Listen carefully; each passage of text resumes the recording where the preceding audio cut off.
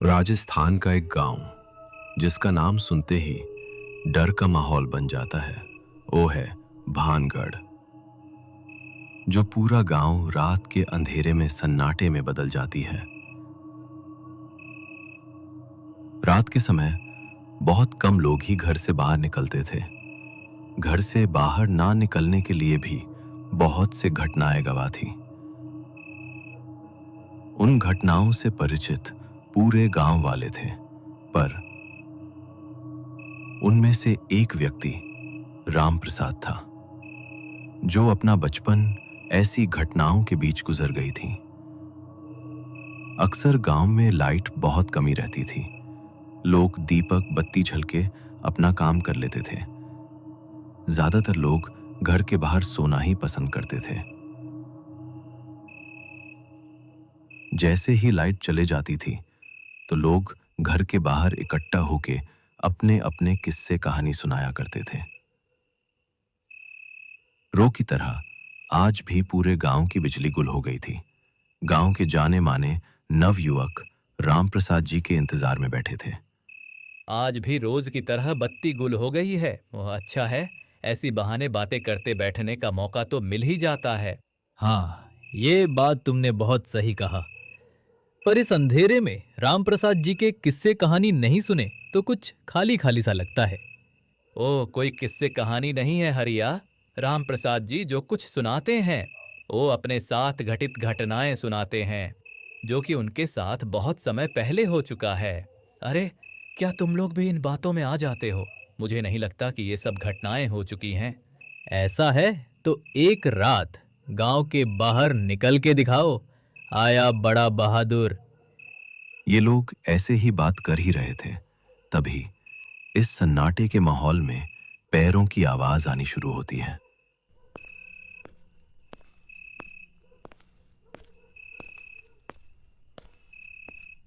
क्या हाल है, कैसे हो सब? लगता है सब मेरे इंतजार में बैठे हैं। जी राम प्रसाद जी, हम लोग आपके ही इंतजार में बैठे थे। हाँ, आया। आज फिर गांव की बत्ती गुल हो गया है। अच्छा है, इसी बहाने तुम जैसे नौजवानों के साथ बात करने का अवसर मिल जाती है। मुझे ये बात बहुत अच्छी लगती है कि लाइट जाने पे गांव के लोग एक पेड़ के नीचे गपशप करना, अपनी अपनी बातें एक दूसरे से बांट लेना, एक परिवार की माहौल बना देती है। हमारे समय में तो लाइट की नामो निशान नहीं था। बस जो सेठ रहते थे, बस वही लोग लाइट की सुविधा प्राप्त कर सकते थे। हम जैसे गरीब लोग शाम होते ही खेत से घर आके खाना वाना खाकर घर के आंगन में गपशप करने बैठ जाते थे। ताऊ जी, तो आज आप अपने कौन सी घटना सुनाओगे? और आप जो घटना हमें सुनते हो, ओ सब सही में आपके साथ घट चुकी है? हाँ, मैं इस गांव का पुराना आदमी हूँ। मैं इस गांव की एक एक कोने से वाकिफ हूँ। तो क्या तुम लोगों को मैं जो कुछ कहानी सुनता हूँ वो सब एक मनगढ़ंत कहानी है? पर ऐसा बिल्कुल नहीं है बेटा। मेरी उम्र अब लगभग 70 साल के ऊपर चल रहा है। मैंने नौकरी के आधार पे हर एक एक गांव में डॉक्टर जी का काम किया है।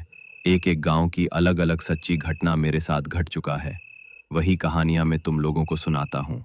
क्या ताऊ जी, उसका मतलब आपने सही में भूत देखी है?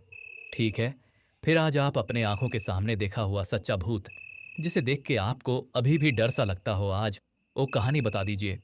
ठीक है, आज वो कहानी जिसको सोचने से ही पसीना आने लगता है, वही कहानी आज तुम लोगों को सुनाता हूँ। उम्मीद है ये किस्सा तुम्हारे दिल में डर पैदा करेगी। ये कहानी तब की है जब मैं जवान हुआ करता था। लगभग मेरी उम्र 25 की होगी। तब मेरी पोस्ट भानगढ़ गांव में हुआ था। तब बरसात का मौसम था। जब मैं हॉस्पिटल से निकला था तब तो बारिश की कोई संभावना नहीं थी। जैसे कि मैं चलते चलते बीच रास्ते तक पहुंचा था, तभी जोरदार बारिश शुरू हो गया थी। उस दिन मुझे एक पेशेंट को दवा देने जाना था। साथ में छाता भी नहीं था। वापस लौट के जाने का भी मैं सोच नहीं सकता था, क्योंकि बारिश भी बहुत हो गई थी। ऊपर से मरीज बहुत बीमार पड़ गया था। जैसे तैसे करके मैंने आगे बढ़ने की हिम्मत की। बारिश बहुत तेज थी। मेरे पैरों की नीचे की मिट्टी बहुत गीली हो गई थी। पैर कीचड़ की दलदल में अंदर फंस रहे थे। फिर भी मैं हिम्मत करके आगे बढ़ ही रहा था। वहां पे मुझे एक पत्थर वाला रास्ता दिखा और मैं सोचने लगा कि ये रास्ता तो अच्छा है पर डरावना भी लग रहा था। अक्सर मैंने गांव वाले से सुना था कि ये रास्ता जंगल की रास्ते से जाता है और यह भूत प्रेत का भटकने का आभास होता है, पर मैं इन सब की बातों में नहीं आता था क्योंकि मैं एक पढ़ा लिखा आदमी हूँ। इन अंधविश्वास पे यकीन करना मेरे लिए बहुत मुश्किल था, इसीलिए पत्थर वाला रास्ता ही सही समझ के आगे जाने का सोच लिया था। बारिश होने के कारण चारों ओर अंधेरा और सन्नाटा छा गया था। सिर्फ पैरों की आवाज, बारिश की आवाज गूंज रही थी। जंगल के अंदर जाते जाते रास्ता सुनसान हो गया था। जंगल की कीड़ों की कीट कीट की आवाज कानों में सुनाई दे रही थी, जिससे मेरे अंदर डर ज्यादा हो गया था और रास्ते को और डरावना बना दे रहा था।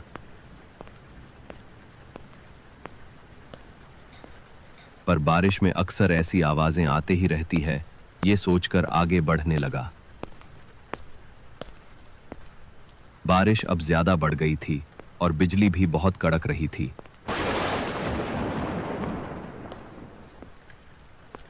इसीलिए मैंने एक जगह ठहरने का सोच लिया। तभी आगे जाते जाते मुझे एक पुराना खंडर दिखा। वहीं जाके रुकने का फैसला किया और जाके बारिश का रुकने के इंतजार करने लगा। बारिश अब और भी तेज हो चुकी थी। बादल बहुत जोर से गरज रहे थे। थोड़ी देर में अचानक एक बारिश में भीग हुआ आदमी मेरी ओर आने लगा और खंडर में आके मेरे बाजू रुक गया। पर इतना अंधेरा था कि उसका चेहरा अच्छे से दिख नहीं रहा था। मैंने हिम्मत करके उससे बात करने की सोची। भाई साहब, अब तो बारिश में पूरी तरह भीग गए हैं, आप कहीं जा रहे थे क्या? अरे बोलिए मत, इस बारिश में निकल ना ही ठीक नहीं है। देखो, मैं थी इस बारिश में पूरा भीग गया हो। मेरा घर पास के गांव में है। शहर गया था कुछ काम से, मैं वहीं से लौट रहा हूँ। मैं सोच रहा था कि इतनी जोरदार बारिश में मुझे अकेले यह खड़ा रहना पड़ेगा, पर आपके आने से थोड़ा मुझे अच्छा लगा। अंधेरे में खड़े होकर हम लोग तरह तरह की बातें करने लगे। तभी आसमां में एक जोर से तब से एक और आवाज का आभास होना शुरू हुआ था। एक अजीब सी आवाज सुनाई दी, जैसे एक लड़की की आवाज हो।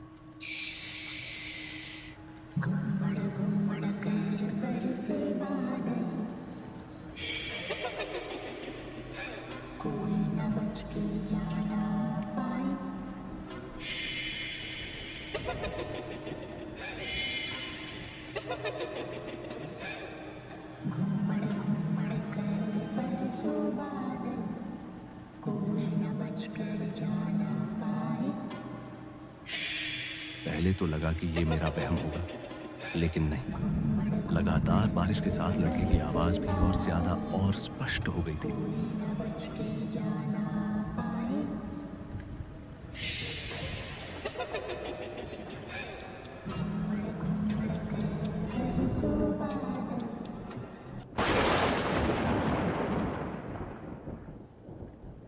मानो कि ये आवाज धीरे धीरे पास आ रही हो। कोई मेरे बाजू में आके मेरे कान में कुछ बोलने की कोशिश कर रही हो। कोई आवाज सुनी आपने? हाँ, सुना। मैं सोच रहा था कि ये आवाज मेरे कानों में ही आ रही है और ये मेरा वहम है। नहीं नहीं, ये वहम नहीं है। जरा अच्छे से कान लगाकर सुनिए। हाँ, बिल्कुल कुछ कहने की कोशिश कर रही है शायद। क्या कह रही है? आपको सुनाई दे रही है? तो बताइए। हम दोनों ने कुछ समय तक हवा में कान लगाकर सुना। इस दौरान लड़की की आवाज काफी स्पष्ट हो गई थी, बारिश की आवाज को पार करते हुए। अब मैं भी साफ साफ सुन पा रहा था। आवाज थोड़ी थोड़ी पास आ रही थी।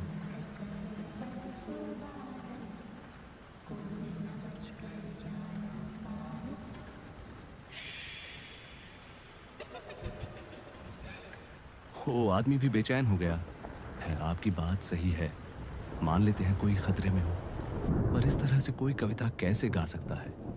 मुझे तो ये कुछ ठीक नहीं लग रहा है। जैसे कोई लड़की हो, कोई लड़की शायद खेलते हुए यह आई होगी बारिश के कारण लौट नहीं पा रही है। शायद शायद हम एक बार जाके देख के आना चाहिए, कोई खतरे में हो। मगर इस अंधेरे में कुछ खतरा हो गया तो? अरे चलिए ना चलते हैं, लड़की शायद पास के जंगल में अटक गई है। बारिश भी अब कम हो चुकी है। अरे कुछ नहीं होगा, चलो जाके देख के आते हैं। मेरा मन तो नहीं था, फिर भी हिम्मत से वह जाने का निर्णय किया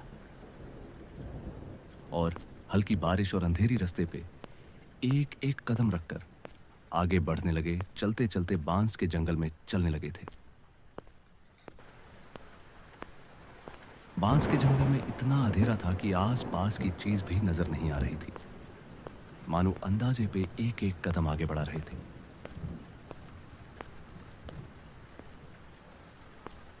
चलते चलते एक जगह रुक गए जहां लड़की की आवाज और साफ से सुनाई दे रही थी, मानो कि वो लड़की यहीं कहीं पास में हो। बांस की जड़ियों से आती आवाज की ओर धीरे धीरे आगे बढ़ने लगे। बारिश की बूंदें तेज धार चाकू की तरह लग रही थी। बांस के जंगल के गहरे अंधकार में आंखें ज्यादा दूर नहीं देख पा रही थी। तभी आकाश को चिरते हुए बिजली कड़की। उसी थोड़ी रोशनी में मैंने जो देखा, मानो मेरी दिल की धड़कन रुक गई हो। जैसे मैंने देखा कि पास के पेड़ के बीच में एक छोटी लड़की अपने बाल खोल के खून से लथपथ होकर खड़ी है। हवा से उसके बाल उड़ रहे थे। चुपचाप वो लड़की एक ही जगह ठहर के वही कविता गा रही थी।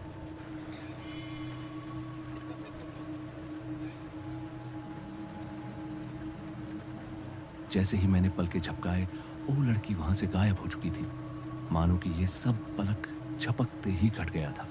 तभी बिजली की आवाज से कान सुन पड़ गए हों, मानो पास में ही कहीं बिजली गिरी है।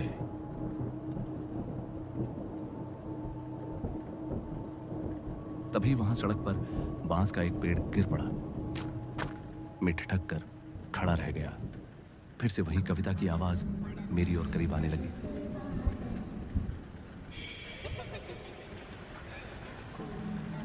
देखिए उधर से आ रही है ये आवाज, लगता है लड़की के आसपास ही है। हम चलिए आगे बढ़ाए। क्या चलिए मतलब? आपने वो छाया नहीं देखा क्या, जो अभी पल भर के लिए दिखी थी? क्या छाया? मैंने तो ऐसा कुछ नहीं देखा, ना दिखाई दिया। वो अंधेरे में खड़ा था, आपने नहीं देखा क्या? अरे ये क्या बोल रहे हैं आप? चलिए, वो लड़की यही आस पास ही होगी। इतना कहकर वो आदमी छलांग लगाकर दूसरी ओर जा खड़ा हुआ। अरे खड़े क्यों हैं? सिर्फ एक बांस ही तो है, आ जाइए ना। मैंने बांस के पेड़ को पार करने के लिए आगे बढ़ा, लेकिन उसी समय मुझे एक बात याद आ गई और मैं रुक गया। ये वहाँ क्या खड़े हो? यह मैं तुम्हारा इंतजार कर रहा हूँ। आओ यहाँ, लड़की खतरे में है। आइए ना, लड़की के पास जाते हैं।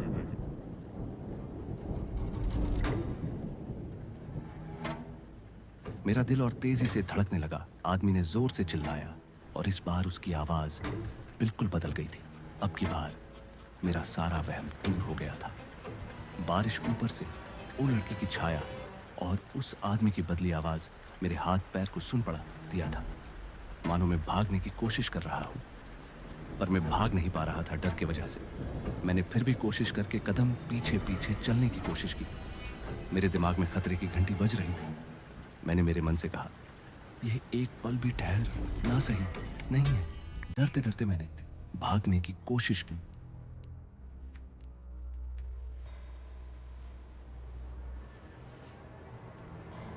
तभी अचानक बिजली चमकी। तभी वो आदमी टूटा हुआ बांस के बेड पर बैठ गया है। मुझे डरते देख ओ आदमी अपने रूप में आ गया था और जोर जोर से हंसने लगा। ये वहाँ क्या खड़े हो? यह मैं तुम्हारा इंतजार कर रहा हूँ। आओ यहाँ, लड़की खतरे में है। आइए ना, लड़की के पास जाते हैं। तुम लोग मेरा विश्वास नहीं करोगे, पर मैंने जो देखा इसके बाद आज भी मेरे होश उड़ जाता है। लेकिन ये सब मैंने अपने आंखों से देखा और कानों से सुना। उसकी हंसने की आवाज से मेरे दिल कमजोर सा लगने लगा। वही आवाज, वही कविता उस आदमी की मुंह से निकलने लगी।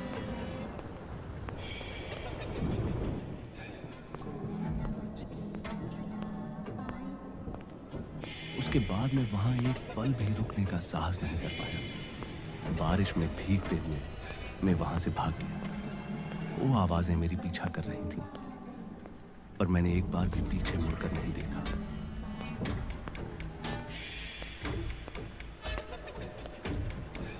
अगर मैं उस रात को थोड़ा और देर करता तो आज मैं आपके सामने बैठकर तुम लोगों को मैं यह कहानी सुनाता नहीं। एक और बात मेरे दिल में है। ओ, बात यह है कि जब वो आपको बांस पार करने बुला रहा था तो आप बांस क्यों पार नहीं किए? अरे बेटा, तुम पता नहीं है क्या रात को बांस के झुरमुट के बीच अगर कोई बांस गिरा हो तो उसे पार नहीं करना चाहिए। रात के समय बांस के झुरमुट में रहना बिल्कुल भी अच्छा नहीं होता। बांस के जंगल में रात को क्या होता है पता है तुम लोगों को? बांस के पेड़ का भूत रास्ते में बांस को फेंककर यात्री को संकेत देते हैं। अगर कोई गलती से उस बांस को कोई पार कर ले तो बस फिर सब खत्म। पूरी रात बांस के जंगल में घूमते हुए मर जाएगा, लेकिन लौट नहीं सकेगा। बांस के पेड़ का भूत उसे हमेशा के लिए उस बांस के जंगल में बांध लेगा।